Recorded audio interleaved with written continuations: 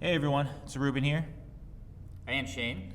and this here is our episode number 10 of our Conversations About Something podcast.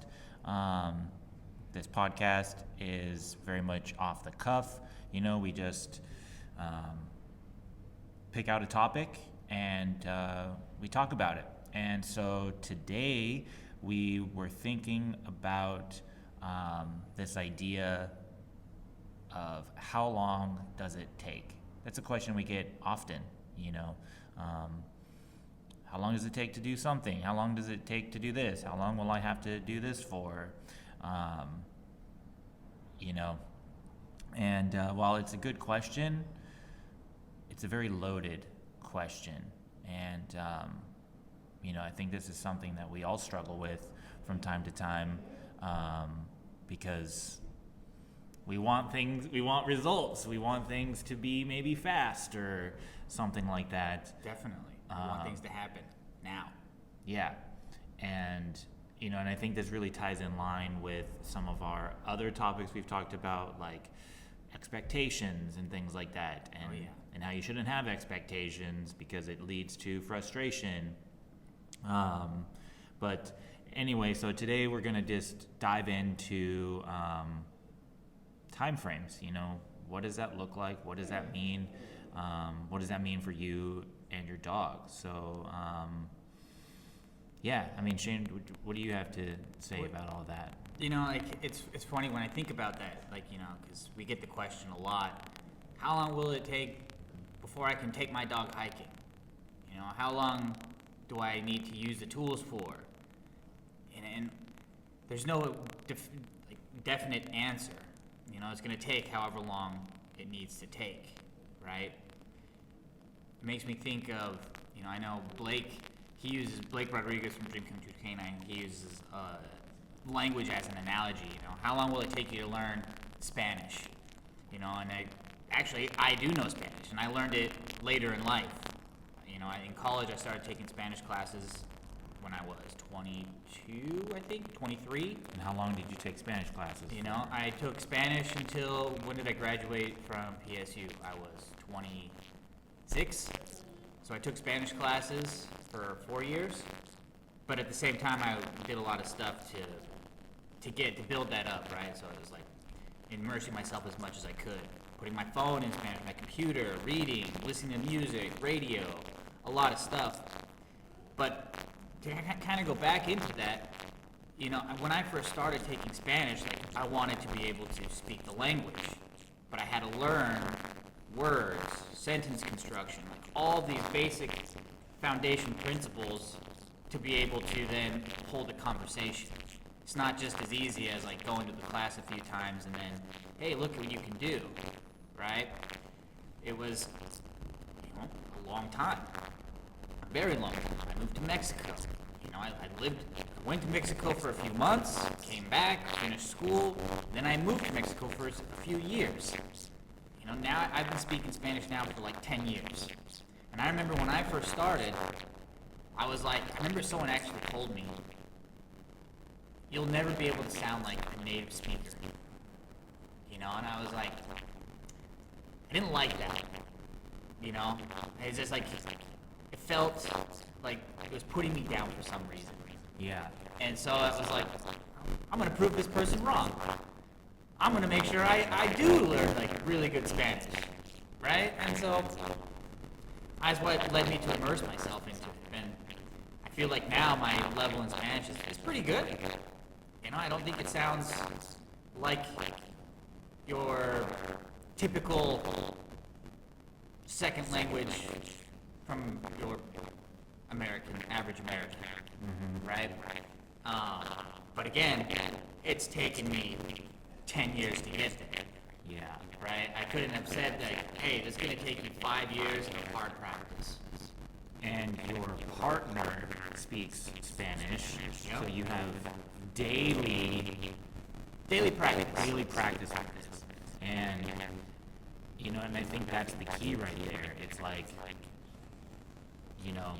there's a saying in jiu-jitsu, time on the mat. And it's just like with anything, right?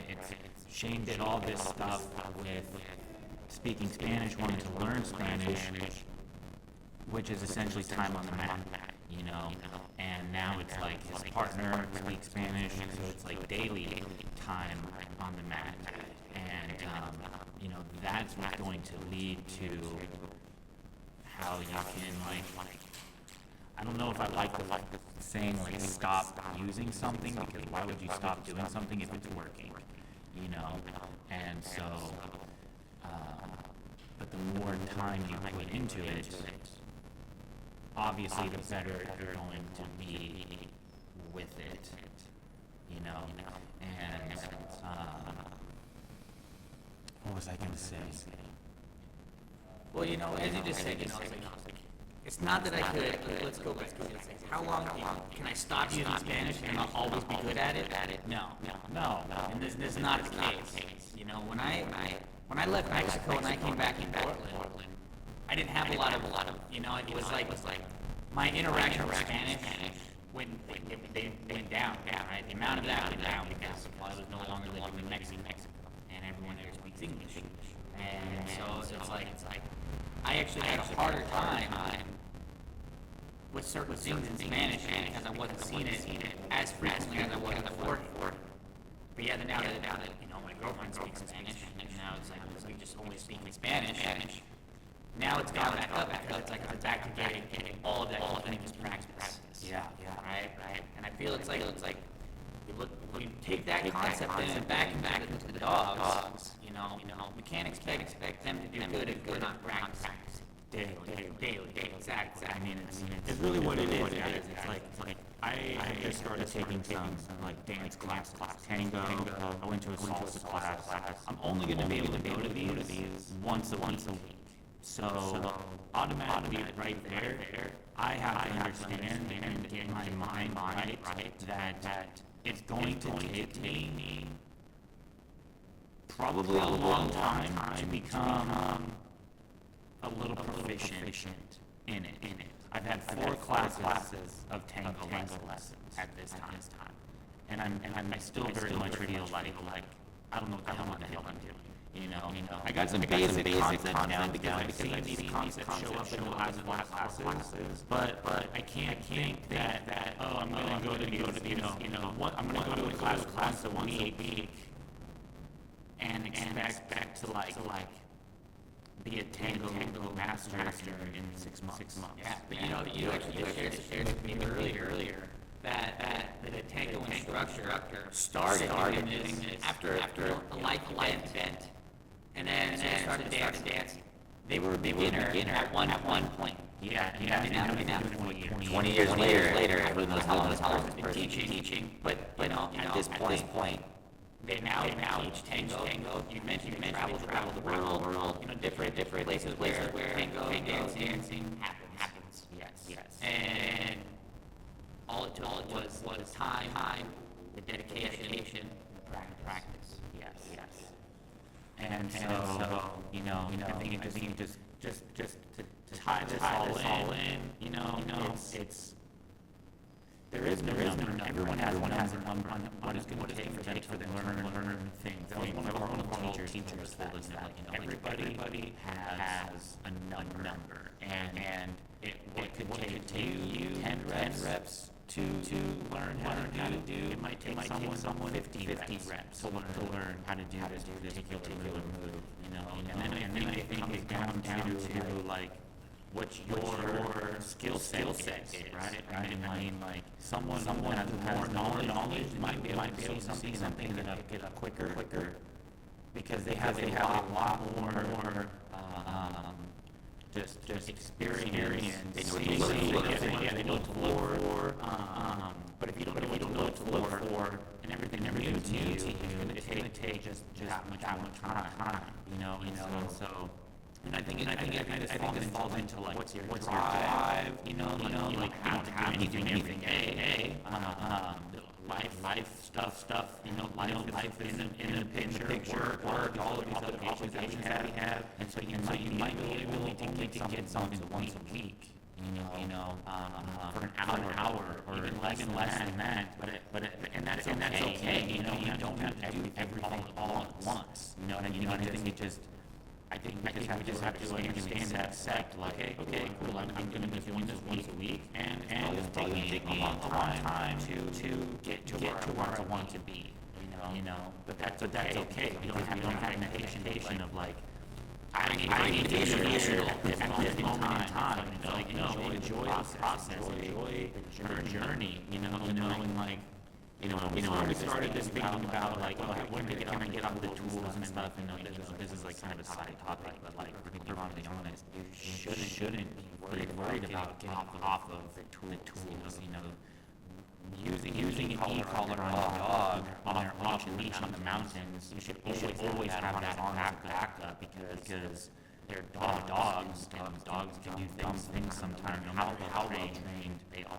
So you should always be putting yourself in a position where you can be successful and get your dog out of things.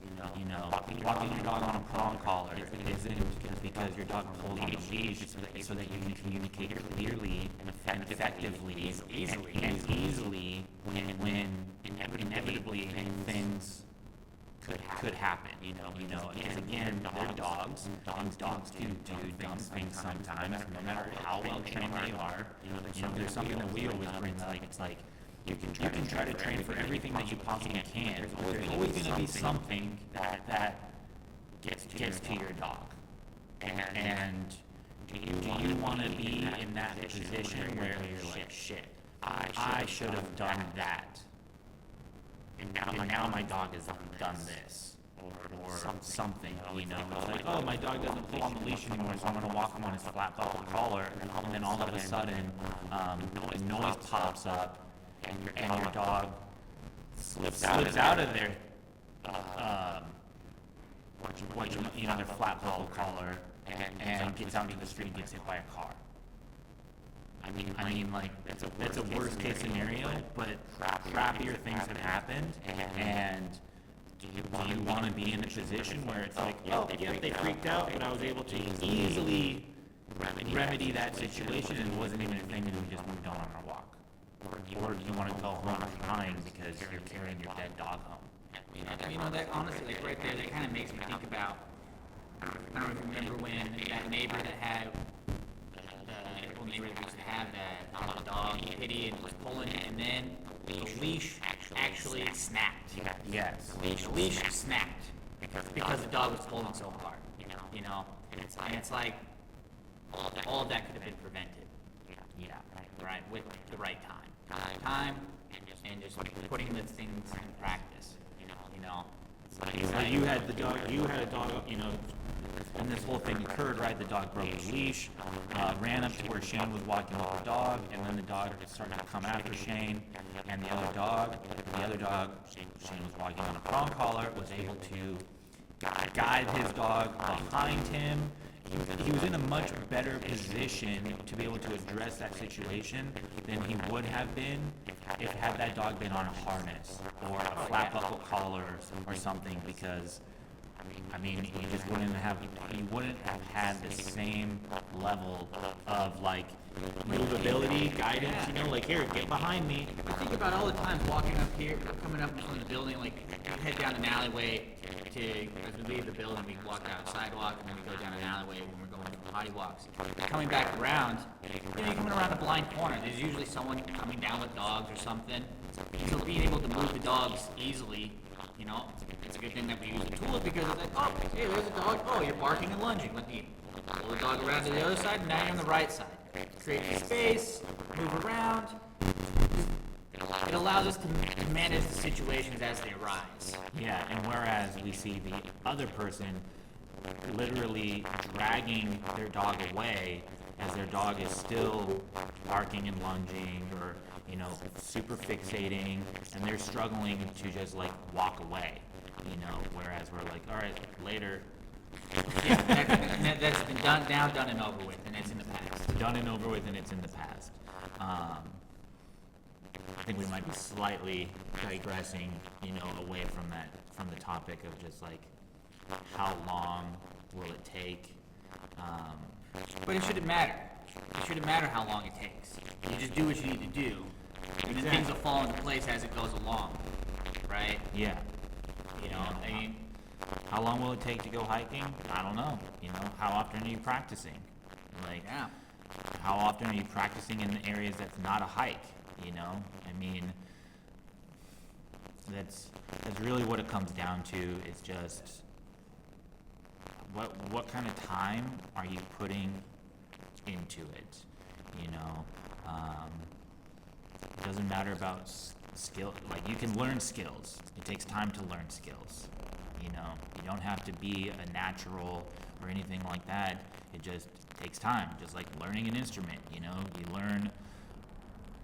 I've never learned an instrument before, but I can imagine it's all part of the same thing. You go into a class and they teach you one note one day, and then they teach you the second note, and then they teach you the third note, and the fourth, and the fifth, and then you learn a scale, and then you learn another scale, and then you learn another scale, and then you're like, oh, hey, cool, now I can combine these 3 scales, and now I have a tune.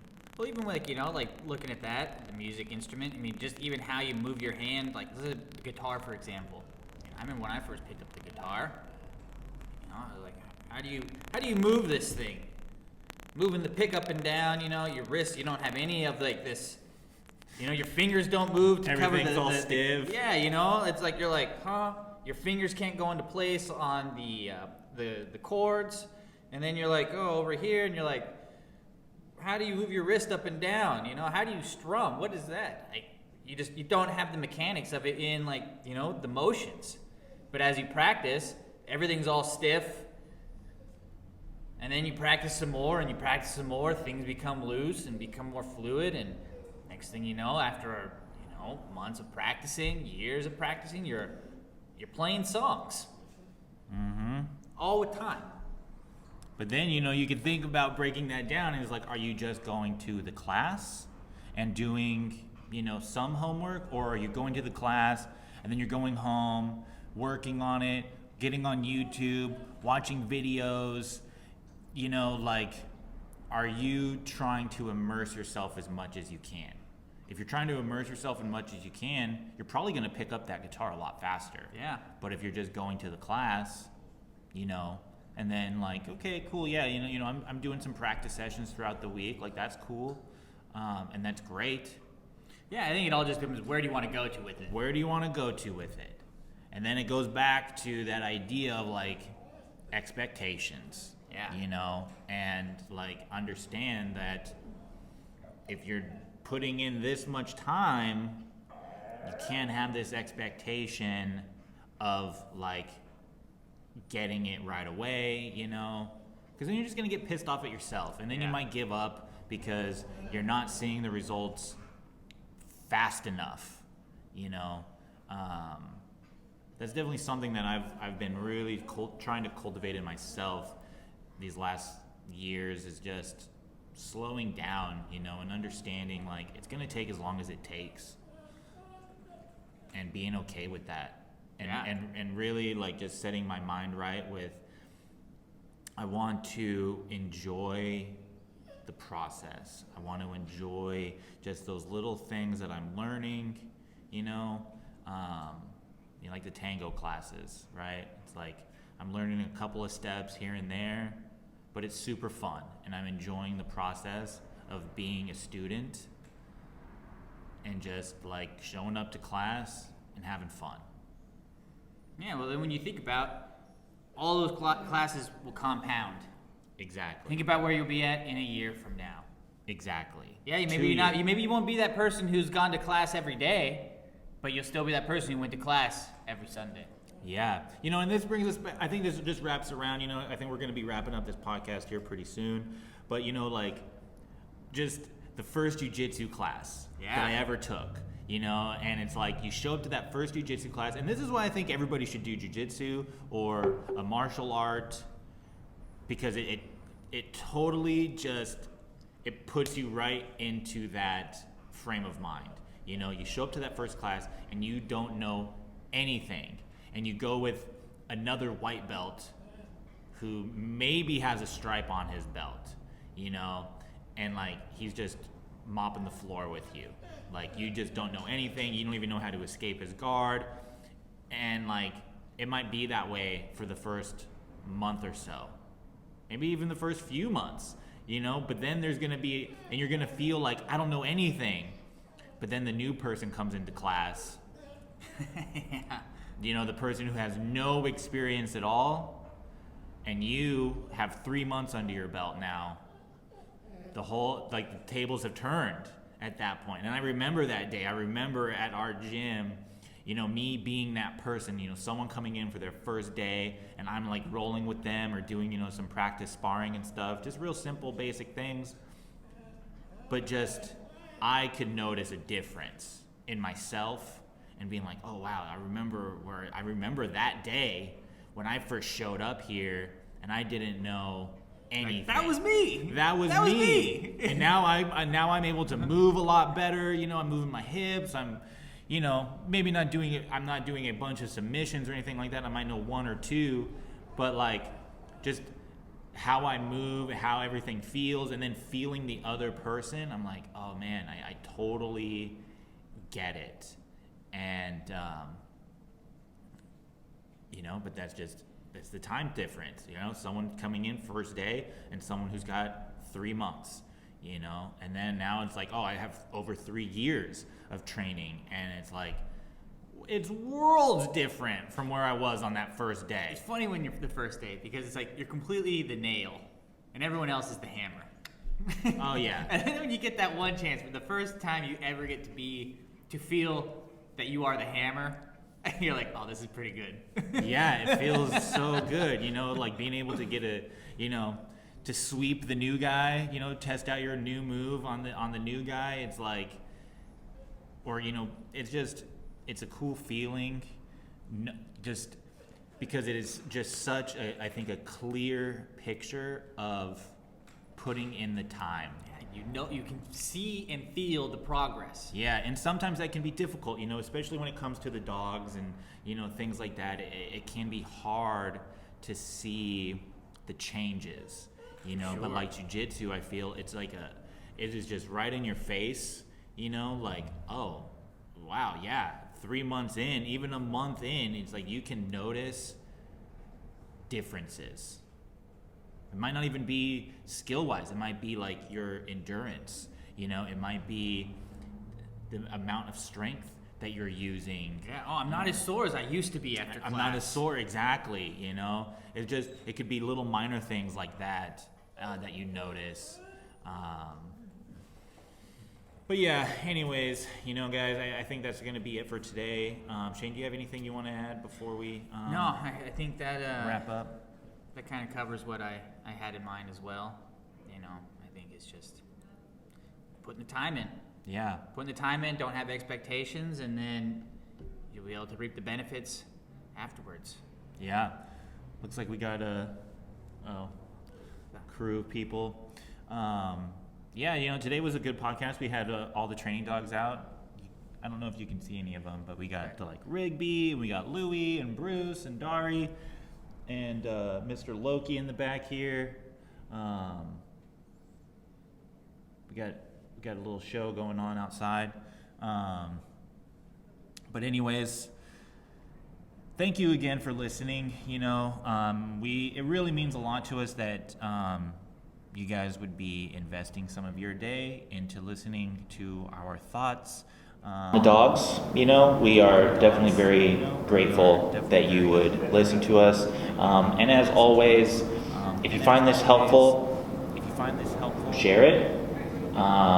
We are recording this on video now, so we'll be posting it up on YouTube. But you know, subscribe to us on YouTube, follow us on Facebook. You can also or it's like us on Facebook, follow us on Instagram. I always get those two mixed up. Follow on Twitter. Follow on Twitter. We're on LinkedIn if you want to get on that too. The fun stuff on TikTok. Yeah, TikTok, you know, starting to get in on that, you know. But yeah, guys, if you find this helpful, please share it so that other people can benefit from this. And yeah, we can all just live happier lives with our dogs. So anyway, we hope you enjoy the day. And we will talk to you next time. Happy training. Take it easy. Happy training. Peace.